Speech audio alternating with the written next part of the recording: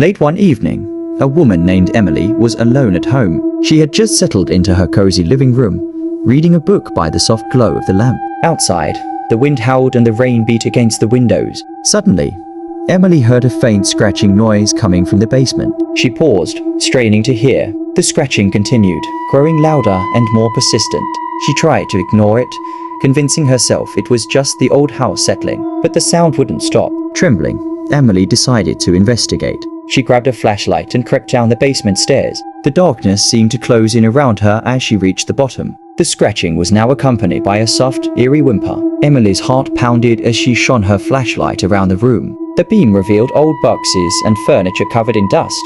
Just as she was about to turn back, the flashlight flickered and went out. The basement was plunged into darkness. Emily fumbled with the flashlight, trying to get it to work, but the whimpering grew louder, almost as if it were right next to her. Finally, the flashlight came back on, and Emily shone it around frantically. To her horror, she saw a pair of glowing eyes staring back at her from behind a stack of boxes. The eyes were fixed on her, unblinking, summoning all her courage.